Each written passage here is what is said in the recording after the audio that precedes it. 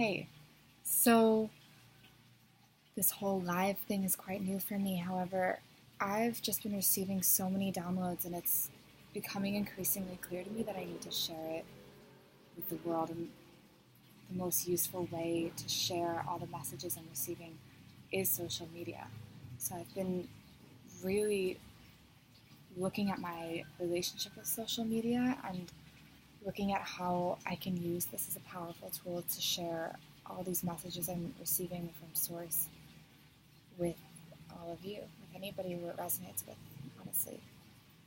Um, so one of the main themes that have been coming up to me this morning has been around the story of abuse. Now, with this story, it automatically, with the classical definition of what the word abuse means in the English language, we automatically dive into a world of duality where there's a victim and a perpetrator. And I really want to hold this space for anybody who has been sexually abused or who has been physically or emotionally abused, because they all create the same responses. To differing levels, of course, but they create the same response of pain in the brain and in the body. And this response is stored, especially when we don't feel heard, or we don't think we're believed, or we don't feel like our truth, our emotions are respected by those who we feel have co-created those situations with us, or with those who, or anyone who can somehow play a role in that story. And I'll get into a little bit of that later, but something I'm finding to be really, really valuable is that we can't really live to our full potential unless we're 100% present. And even if our mind understands these concepts, even if we get intellectually, we get it, we don't really, I don't want to use the word embody because I know in these conscious communities it can be overused, but we don't really embody it and we don't really feel it until we release it from the cells. So in our bodies, in our fascia, which is the thin layer around the muscles, we hold emotions. And these emotions can be from past lives or present lives, but honestly, because it's all energy and time is nonlinear, it doesn't really matter what those stories are. And hey, if anyone's watching, just wave, or if you have any questions, I'm happy to share and see if I can answer them. But yeah, so we hold these stories in our body, which is why the practice of yoga or dance or any of these things that really help us move, or massage even, help us move this energy around our body. But ultimately, the way we can really shift what's being held on the cellular level is through any practice that helps us feel those feelings that, from a place of love in the past, which is in the linear context of time, just for this conversation's sake, really, in the past we protected ourselves because we understood we had to, for whatever our external environment was asking us to protect ourselves from. And in this place of protection, which is an act of love, we often don't fully feel our feelings. We hold them in the body. We resist, or we repress, or we deny. There's tons of different ways to do it. And what I've seen both in myself and in others is that I really feel that often most people are doing this. And that's what this incredible experience of awakening is really about. It's about really feeling all the emotions that we haven't felt before and holding that space for ourselves. So to come back to this conversation of abuse, something that kept coming to me was whether it was like a past life story or this life story, or whether it was emotional or physical or sexual or any other, even, internet cyberbullying. It's all forms of violence. And it's completely true, whatever stories of violence, whatever experiences of violence you've had.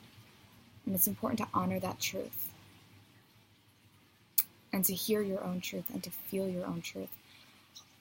And it's also important for all of us to, just had a call, it's important for all of us to really let go of those stories by feeling into them and realizing, I know in my own experience, once I really felt a truth, it's almost like a weight is lifted, and then it's like, okay, I have this option. I can keep telling the story to people, and go, oh, woe's me, or really check into how I feel. I'm like, you know what? I feel better now. And how can I really be of service? I think there is a way to be of service if we use these old stories in a way to help others who are also really stuck in those stories. But all of that is still based in a level of illusion. Really, if we're talking about cosmic consciousness, that illusion is very true for every person who's experienced it, and I'm not denying that. However, from a really cosmic, even taking one step out further, it's all energy, and we're all co-creators of our reality. So, one, we're all responsible for any experiences of misuse or violence that we've experienced. However, we are not responsible for the other person's actions. We are not responsible for what that person did or said or experienced or anything, but we are responsible for how we choose to respond and how we choose to experience their being. So I just want to take this as an opportunity to let all of you know that if there's anybody in your life that you're feeling like this connection is not serving you in some way, just to really check in and honor that, and really check in and ask how you can co-create a way of relating that's more in alignment for each of you.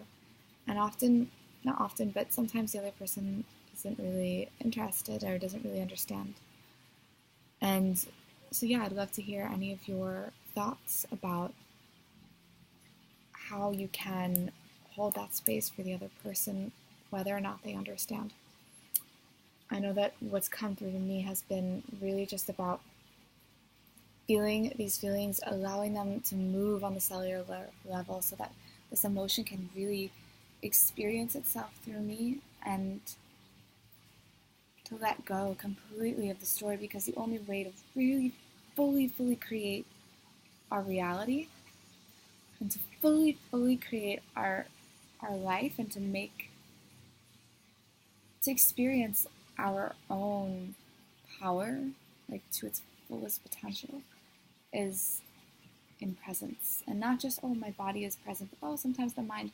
I mean, all of the subconscious thoughts come up and they leave. And all of the, hi, and all the subconscious thoughts come up and they are experienced. All of the conscious thoughts are up and they're experienced. And beneath,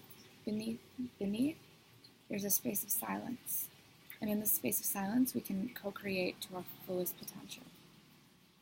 But if we're still holding on to these stories, it's not to deny that any of these things didn't happen. They did. And they're worth experiencing, and they're worth looking into. And once you've fully experienced all the emotions surrounding this event, I just want to invite you to test what it feels like to let it go, to live completely on a different timeline. So if that person is still in your life, because sometimes this is how it is, there is a way that we can all relate from a place of love and forgiveness that is not related to these past experiences, because these past experiences are no longer relevant, because they're only relevant if we're looking at time in a linear fashion. If we really see that there's time, how we perceive it as far as the calendar and the clock goes, in past, present, and future, there will always be stories that are guiding our lives. However, there is a way to relate on a completely new timeline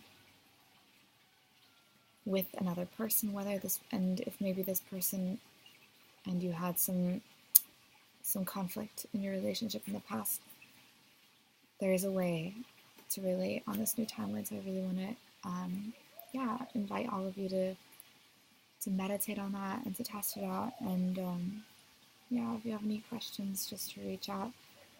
These downloads come in to me, and then once I have the full experience, I come over here and I'm starting to share them. So this is what I can remember from what I've received. And I'm happy to ask any of your questions. Hey everybody.